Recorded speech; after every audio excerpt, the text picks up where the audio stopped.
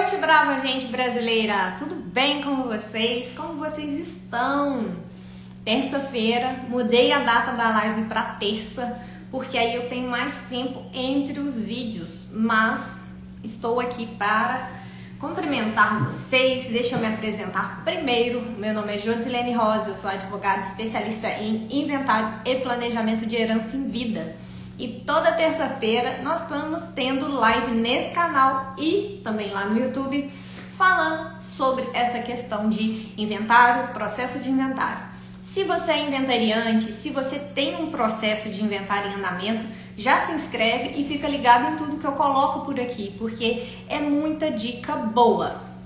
Vamos entrando por aí. Me falem de onde vocês estão falando, de se o áudio tá bom.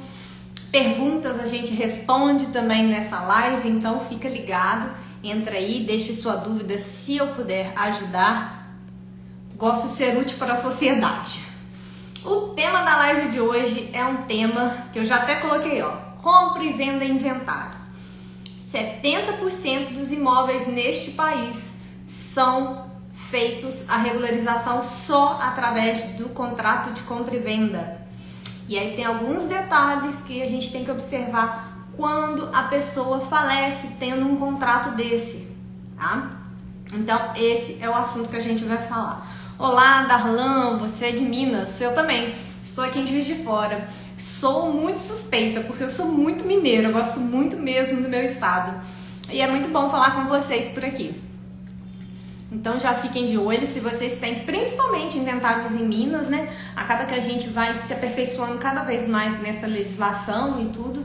Então, se vocês têm dúvida, pode deixar aqui, eu vou gostar de responder vocês. Me digam aí, gente, tá calor, tá frio por aí? Porque aqui o tempo tá muito doido. Vamos prosear um pouquinho enquanto o pessoal entra. Eu vou pro tema, mas me falem aí. Porque, olha, tá uma mistura por aqui, mas hoje eu saí de casa com essa blusa, mas agora eu estou com calor. Mas bastante coisa para falar com vocês sobre esse assunto, sobre o contrato de compra e venda. Eu sei que a maioria dos imóveis são com contrato de compra e venda. E é muito interessante o seguinte, quando a gente estuda, quando a gente ainda está na faculdade, né, até ali na pós-graduação, a gente tem uma noção muito bonita do direito e às vezes também um pouco fora da realidade do que acontece na vida das pessoas de fato. O direito de herança, ele está bastante ligado ali com a família, com o seio da população, né, das famílias brasileiras. A nossa legislação, ela aponta bastante restrições com relação à questão do direito de família. E muita coisa é puxada nessa hora do inventário. Por isso que todo mundo tem, que o inventário é muito complexo, porque ele envolve justamente esse lado emotivo, porque mexe com famílias.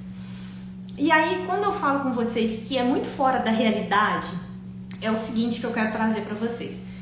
Algumas pessoas acham assim, é um absurdo. Eu já ouvi isso e eu acho que já até concordei em uma certa época, digamos, né? Que a gente não tinha tanta experiência nesse assunto. É um absurdo. O brasileiro não gosta de regularizar o imóvel. O brasileiro faz as coisas de qualquer jeito. E muita gente, tem muito advogado, que mete o pau nesse instituto, que é o instituto, né, do contrato de compra e venda, nessa formalidade que a gente dá aqui no Brasil para vender e comprar imóveis.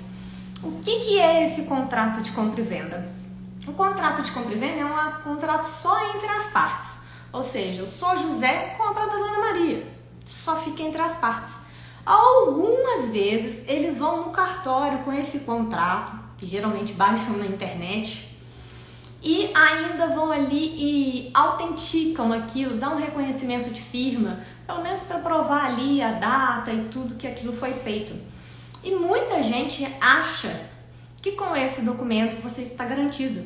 E muita gente já me falou o seguinte, não, doutora, fomos no cartório, resolvemos tudo direitinho. O imóvel está legalizado. E aí, quando a gente vai analisar os documentos para o processo de inventário, a gente descobre que não é bem assim. tá? O contrato de compra e venda, ele tem essa informalidade perante o direito. Todo imóvel que está em contrato de compra e venda, ele tem um direito, porém ele não está regularizado. Até uma das formas que o pessoal fala, né? Imóveis irregulares entram ou não dentro do processo de inventário. E aí, antes que vocês fiquem pensando, a gente tem que imaginar o seguinte: muitas vezes o João e a Maria estão fazendo aquela negociação no melhor dos interesses, na boa fé. Mas acontece o seguinte: regularizar imóvel no Brasil é caro, eu não vou mentir para vocês. E nem todo mundo está disposto ou tem a possibilidade de regularizar um imóvel naquele momento. Às vezes, aquele momento fica um pouco bem mais para trás, né?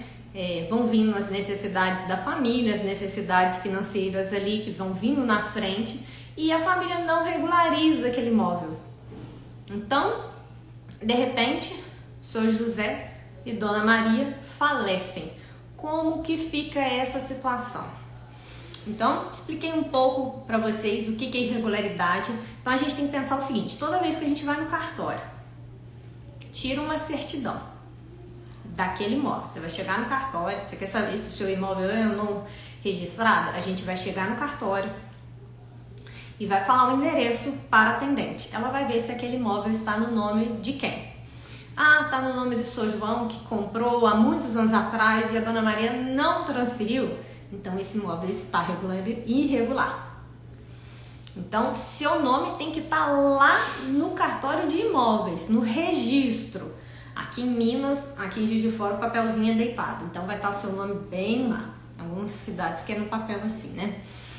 Então, seu nome tem que estar no registro. Se você é de Juiz de Fora, é aquele documento que é meio deitado assim. Seu nome está ali? Está ali, está regularizado geralmente. Podem ter outras irregularidades, mas está no seu nome. A gente tem uma máxima no direito que chama o seguinte: quem registra é dono, quem não registra não é dono. Perante o direito é assim. Então, a gente também não deve achar que o mundo é um conto de fadas e que as pessoas não regularizam o imóvel porque elas não querem, porque elas estão de má fé, ou porque brasileiro é tudo assim, tudo assado, né? Mas que na verdade existem outros problemas que podem surgir dentro da família e ele não conseguiu regularizar, é um valor alto, e aí a gente fica com aquele contrato ali achando que ele vai ter uma validade jurídica, e aí tem alguns problemas que podem acontecer depois que você falece, tendo somente um contrato desse, e a gente vai falar sobre esse assunto, né? Hoje a gente vai falar sobre 3 situações diferentes. Eu vou separar isso aqui, essa live, em 3 situações. Primeiro caso, quando o falecido não tinha quitado o compromisso de compra e venda, quando ele não tinha, ainda estava pagando o comprador do imóvel, porque vai ter uma diferenciação, né? Caso o falecido já tenha quitado, e caso tenha quitado, mas o vendedor se nega a fazer a transferência do imóvel. Essa é uma situação que acontece. Então, eu separei essa live nesses 3 temas para a gente discutir sobre essa situação. A ideia aqui não é falar juridiquês para advogado, explicar o que o advogado vai fazer. Isso aqui é para gente que precisa entender o que fazer na situação que está. Então, se você tem um contrato somente de compra e venda, vale a pena você assistir, mesmo que você não tenha, né, ainda esteja novo, né? O pessoal fala assim: não vou assistir essa live não, porque eu tô muito novo. Muito novo, tô pensando em morrer não, doutora, a senhora tá doida? Mas aqui eu vou citar algumas situações que podem acontecer. Então, a gente já discutiu o que são esses imóveis irregulares. Podem ter várias irregularidades sem ser essa, tá? Em outras lives eu venho falando de outras irregularidades. Por exemplo, quem só tem a posse quando a pessoa nem tem aquele documento do contrato de compra e venda, que é o caso aqui. Mas nessa live a gente tá falando de quem tem o contrato de compra e venda, tá? Então, olha lá, pode ser que o seu documento está escrito compromisso de compra e venda, pode ser que esteja contrato, instrumento de compra e venda, mas geralmente um desses 3 nomes. Tem diferença para o direito? Tem, mas vocês precisam saber disso agora? Não. Se geralmente está escrito alguma coisa de compra e venda, é o tema da live de hoje, então fica ligado. Então, vamos lá. O que é esse compromisso de compra e venda? Eu já expliquei, né? O que eu preciso explicar para vocês, que eu esqueci? Vamos voltar aqui um cadinho.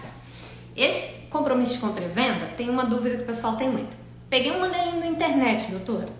Registre, sim, faça a autenticação no cartório. Aquela autenticação, gente, ela não tem uma validade perante a justiça do conteúdo.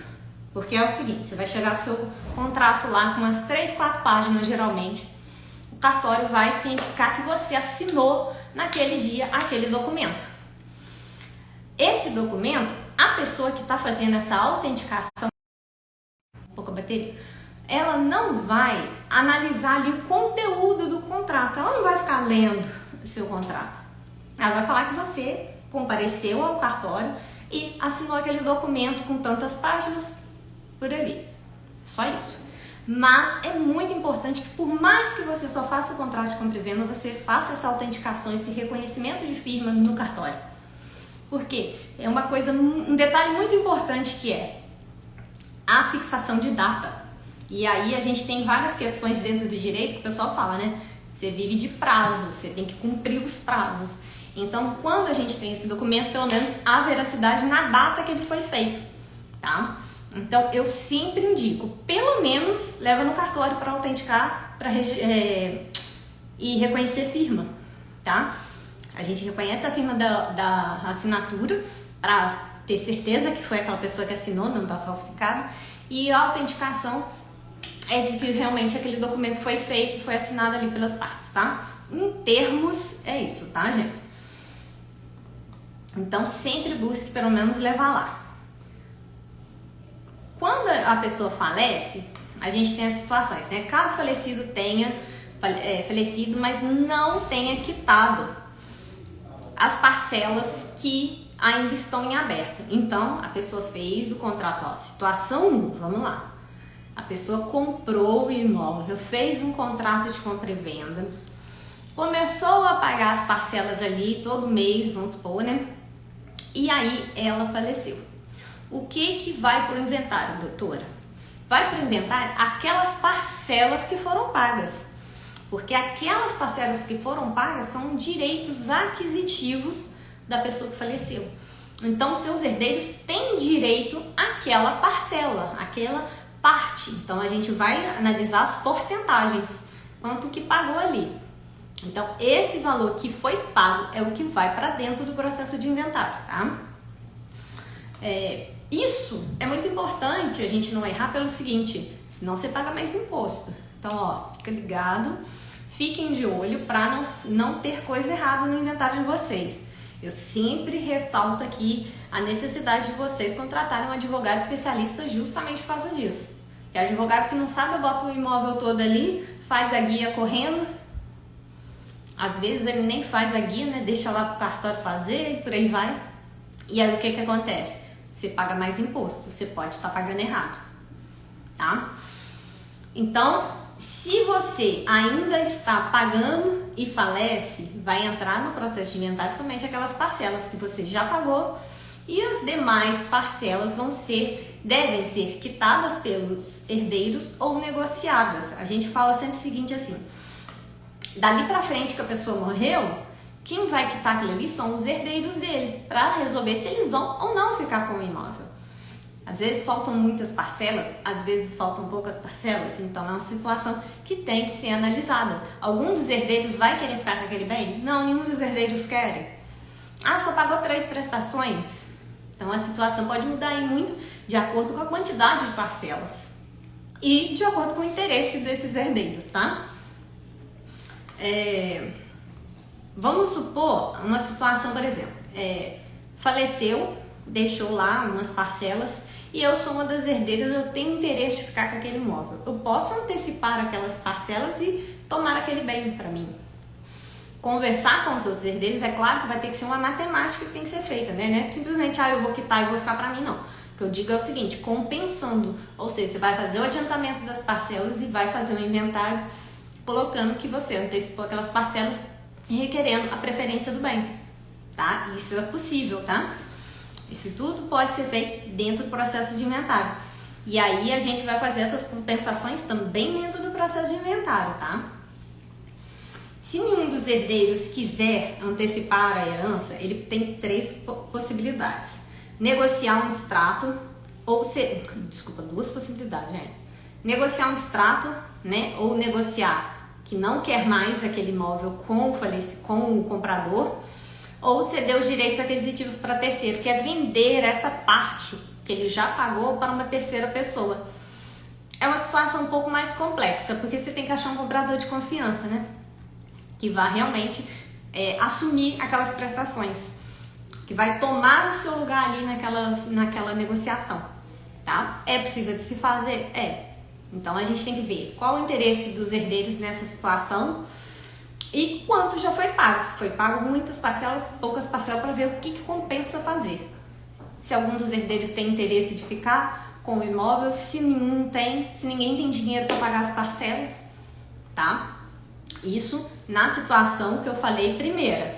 Caso o falecido não tenha quitado todo o compromisso de compra e venda, todo o contrato, ainda está pagando, tá? A situação muda com o seguinte: caso o falecido já tenha quitado todo o contrato de compra e venda, o que vai entrar no inventário? Então, todo o contrato vai entrar. Vamos supor que anos atrás seu pai já quitou esse lote, já construiu a casa e ficou ali só no contrato de compra e venda. Esse imóvel pode sim fazer parte do inventário. E aí a gente tem que tomar um cuidado muito grande. Por quê? Porque vai se pagar imposto em cima disso, tá? É muito recomendado nessa situação buscar um advogado para analisar cuidadosamente a documentação que vocês têm. Porque pode ser que a gente consiga regularizar isso de outras formas, tá? Até extrajudiciais. Porém, tem que analisar o que você tem ali em mão, qual que é o documento, caso concreto, tá? Mas, em regra, todas as parcelas pagas, você tem direito a colocar todas elas dentro do inventário. Quando eu falo, gente, a gente vai pegar parte ou não, é por quê? Porque isso muda a herança. Os herdeiros querem saber ali quanto que eles vão ganhar, quanto que vai dar aquele imóvel ali dividido a cada um. Só que a gente só vai saber isso analisando se o contrato foi quitado, qual a situação, se há ou não acordo, quem que vai ficar com o imóvel, tá? Então, essa live é justamente para falar com vocês dessas possibilidades, tá?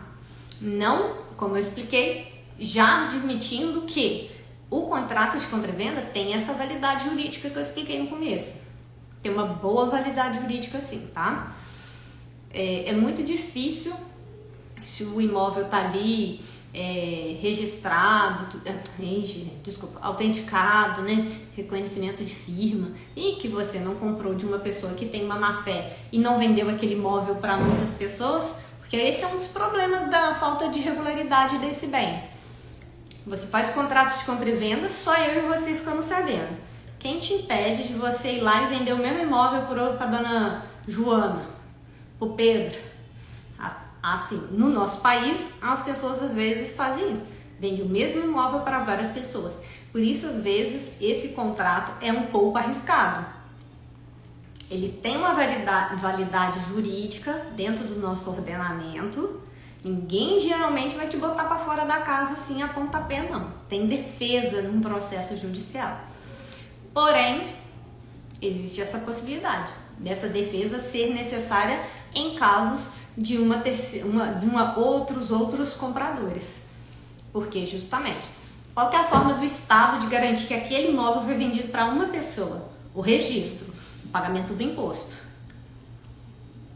O contrato de compra e venda, ele fica nessa névoa aí, ó. Você não sabe ao certo o que está acontecendo.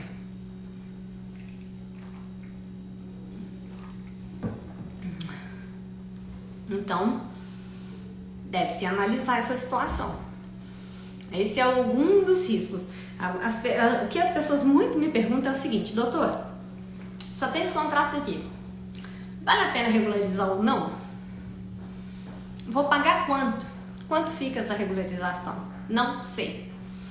Olha só, quando a gente pensa na regularização de um imóvel, a gente pensa assim, primeiro, como é que está a situação dele na prefeitura? Porque se na prefeitura não tiver regularizado, é o primeiro passo. Regularizou na prefeitura, aí você vai regularizar no cartório. Nesses lugares aqui podem ter muitos problemas. Vamos supor que o seu imóvel fica numa área de preservação permanente. você vai ter problemas ambientais ali para resolver. Então a gente tem que analisar tudo isso. Qual é a legislação que cada município tem em cima de um imóvel? Depende dessas nuances. Quanto vai ficar, doutora? Sim, o IPTU pode ficar mais caro depois que você regulariza. Entendeu? E que assim, você não pode simplesmente... Eu falo com muito cuidado. Analisem exatamente a situação de vocês. Porque há vários tipos de irregularidade do imóvel. Às vezes, a pessoa que tá te vendendo já comprou de outro tudo enrolado. E aí a gente precisa achar aquele primeiro vendedor. Muitas vezes, esses imóveis só são regularizados por ação de uso capião. É uma famosa ação que tem para quê? Porque muitas vezes não se acha de quem que comprou de quem. Aí você tem que entrar com o uso capião para resolver aquela situação. Tá? Então, a gente só consegue analisar essas questões tendo ali a documentação, porque cada pessoa fez às vezes de uma forma e tudo, tá? Mas vamos para a terceira situação. A terceira situação é caso o falecido tenha comprado, quitado, mas algumas vezes o vendedor se recusa a fazer a transferência do imóvel. Em muitos contratos de compra e venda tem um finalzinho assim, tem uma cláusula que é o seguinte: após o pagamento, o vendedor se compromete a ir ao cartório para fazer a transferência do bem para o comprador. Porém, de fato, né, quando você faz esse contrato, é tudo maravilha. Essa pessoa fala, não, vou com você depois. Mas acontece que depois que você quita, a história muda. E a pessoa, né, como a gente fala aqui, deu para trás e desfaz aquilo que ela combinou com você. Vira e fala o seguinte: não, vamos esperar mais um pouco para regularizar isso aí, e fica te enrolando, né? Só que você tem condições de regularizar isso sem precisar desse vendedor. Tem uma ação judicial, né, que chama de adjudicação compulsória ou uma obrigação de fazer. São duas possibilidades. E essa adjudicação compulsória, ela pode até ser feita de forma extrajudicial, ou seja, no cartório. Então, ela pode ser feita litigiosa, né, quando tá com briga mesmo, o vendedor fala que não quer assinar nada para você, ou pode ser feita de forma amigável, às vezes, dentro do cartório, quando o vendedor já admite ali, só quer tirar o dele mesmo por aí. Tá? Então, a gente tenta regularizar assim. Pode ser que o vendedor morreu, só que os filhos dele ainda estão vivos e aceitam fazer essa adjudicação, essa ação no cartório ou amigável, né? Ou amigável no cartório ou na justiça, e aceite ali fazer com você. Isso é válido. Mas, como falei com vocês, é obrigatório vocês saberem disso tudo? Não. O que é obrigatório? Contratem um bom advogado para o caso de vocês. Porque o que acontece? Como eu sempre digo, essa análise de documentação é o advogado que vai fazer aqui. Às vezes aquele imóvel tá ali, pagou 2 prestações, o vendedor até aceita ressarcir e pegar o imóvel de novo. Já vimos situações assim, vamos fazer esse negócio aqui. A pessoa faleceu, tinha 2 prestações. Então, cada caso é um caso. Ninguém sabe, né, o dia que se parte. Então, pode acontecer essas 3 situações dentro do seu contrato. E aí você precisa ficar esperto para resolver as possibilidades que a gente tem. Vai depender muito de caso a caso. Eu sei que é horrível quando o advogado vira para você e fala o seguinte: vai depender do documento que você tem. É porque é justamente isso, depende muito do documento, da situação. Essas características que eu vou falando aqui, né, eu tento englobar o máximo de possibilidades. Mesmo assim, a gente acontece em situações diferentes na vida das pessoas, né? E aí a gente tem que analisar o que pode ser feito para resolver. O advogado, na verdade, é um grande resolvedor de problemas, né? Mas é para isso que a gente serve, é para isso que nós estamos aqui, tá? Por hoje, as questões que eu tinha que passar para vocês é somente isso, tá? Então, vamos considerar se o falecido pagou ou não esse contrato, já está quitado. se quitou ou não, o contrato vai ter essas situações diferentes, ou também a situação quando o vendedor se recusa a fazer essa transferência, assinar essa transferência. Gente, todas essas 3 possibilidades, a gente tem que ficar muito atento com a questão do imposto que vai ser pago, tá? Porque a guia do imposto que a gente fala dentro do inventário, aqui em Minas, por exemplo, é 5%. Se você lança errado esses detalhes que eu falei, você vai pagar imposto a mais. E aí, o Estado não quer saber. É muito difícil a devolução desses valores. O seu inventário fica errado. E na hora de levar a registro, não passa. A gente vê bastante erro, às vezes, dentro do judiciário, né? Mas é muito difícil os erros maiores nos cartórios atualmente, porque o grau de rigor é muito grande.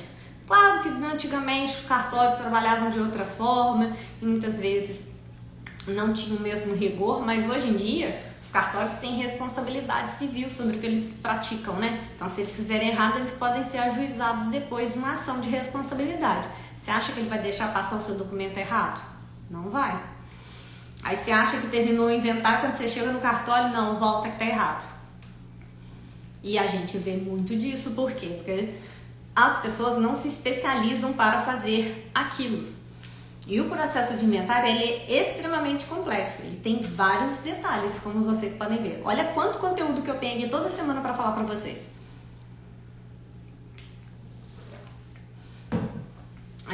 Se o imóvel estiver irregular nessa situação, tá? Então, busquem saber se vale ou não a pena colocar no inventário dessa forma. Vamos supor, já aconteceu, a gente deixar esse imóvel irregular fora do inventário e deixar ele depois para sobrepartilha. Se você tem um caso de inventário extrajudicial, só esse imóvel que está pendente, faz tudo desse inventário e deixa esse imóvel para sobrepartilha, porque às vezes para regularizar ele você vai precisar de votação. A ação não termina amanhã, né? A gente sabe que os processos judiciais no Brasil demoram. Então o que vai acontecer? Pega esse imóvel, deixa ele de lado para uma sobrepartilha. Faz o inventário do que já tem, resolve o que já tem e deixa esse de lado para resolver depois. É uma possibilidade. Tá? Então essas estratégias, esse contrato, como ele não está ali registrado no cartório, quando você puxar os bens, não vai estar no documento. Então a gente consegue fazer esse manejamento aí. Não vai tirar ele totalmente do inventário, que agora eu estou te falando. É um direito que se tem. E se você herdeiro e percebeu que o inventariante fez isso, deixou aquele imóvel de lado, busque informação, busque saber o que aconteceu. Se não foi esse tipo de acordo entre as partes, né? Como eu acabei de explicar. Mas, em regra, é isso. Quero deixar aqui para vocês que essa live vai ficar salva, como todas as outras. Agradecer a participação de vocês, a participação de todos que assistem, que buscam ali entender um pouco mais dos seus direitos. Eu estou aqui realmente com a intenção de ajudar, de levar um conteúdo de forma mais simples para vocês, porque realmente eu acredito que se todo mundo do Brasil soubesse um pouco mais dessas leis, a gente não teria tanta gente sendo enganada. E eu sei que quando tem contrato de compra e venda, como não ele é difícil de provar algumas vezes, o que o pessoal faz? Tira do inventário e esconde. Então essa é uma situação que a gente tem que ficar muito atento. Acontece muito, tá? Fique atento a essa situação. Se os seus pais têm esse imóvel só em contrato de compra e venda, busque, enquanto eles estão vivos, tirar cópias, saber dessa situação. Faça orçamentos, gente. Faz orçamento para regularizar. Busque informação na sua região, quanto fica para regularizar esse imóvel. Porque às vezes você deixa para depois e esse depois pode ficar mais caro. Dependendo do tipo de irregularidade, como eu falei, você vai entrar com 2 ações. A de inventário mais uma adjudicação ou uma ação de obrigação de fazer. E aí são 2 processos. O advogado vai te cobrar por 2 processos. Então, às vezes, procurar essa regularização do bem pode ser necessária enquanto os seus pais, por exemplo, ainda estão vivos. Eu falo assim porque eu sei que a maioria das pessoas tem esse contrato, às vezes, os pais, né? E aí a gente tem que analisar, tá? A live vai ficar por aqui. Hoje a live foi mais curtinha. Essa é uma situação que teria pano pra manga, né, gente? Se a gente for ver a situação, assim, eu resumi a situação sabendo que cada família faz de um jeito. E essa questão do contrato de compra e venda dá muita confusão também quando mães... Quando a pessoa já teve... Não posso falar só mães, né? Tem pais também. Quando a pessoa teve 2, 3 casamentos durante a vida. O que hoje em dia é muito comum. Quando a pessoa tem uns 2 casamentos durante a vida, geralmente ali na hora do inventário, uma mulher ou um homem fica tentando esconder aquele bem que era só contrato de compra e venda. Só que ele deve fazer parte do inventário, sim. Se a pessoa que faleceu empregou o dinheiro ali e você tem como comprovar isso, ele deve fazer parte do inventário, tá? Mas o que acontece também? Não querem me dar o contrato, não querem apresentar o contrato. Eu tenho um processo que está nessa situação. A gente tem a possibilidade de uma outra ação judicial de exibição de documentos ou de comprovar aquilo como posse. Eu acho que nós já temos live aqui falando sobre posse e inventário, quando só tem a posse, quando você não tem o documento. Aqui essa live de hoje é para quem já tem o documento e vamos resolver. Mas se você não tem o documento e estão te negando, vai lá na live sobre posse que eu falo um pouco sobre como resolver essa situação também. Mas se seu pai ou sua mãe tinham um imóvel, busque sempre os seus direitos, porque o direito é dos herdeiros, não é só da esposa e do esposo, tá? A pessoa se nega, todos esses detalhes. Aí quando você vai ver dentro do processo, depois aparece um contrato lá de compra e venda, tá? Então, por hoje, era isso que eu tinha para falar com vocês. Quero convidar vocês também para estar aqui toda terça-feira. A gente está sempre conversando sobre esse assunto, para deixarem as perguntas de vocês, tanto aqui no Instagram como lá no YouTube. Eu estou sempre tentando responder as perguntas do YouTube, então deixe lá o mais completo possível a sua pergunta para a gente tirar essa dúvida. Quem sabe ela vira um vídeo, que eu venho fazendo vídeo sobre as respostas, porque tem casos que dão um vídeo inteiro. Às vezes não dá para você responder um story, né? Vira um vídeo inteiro para explicar aquela situação. E eu agradeço infinitamente pela companhia de vocês hoje. Esse vídeo vai ficar por aqui. Um grande abraço, tchauzinho!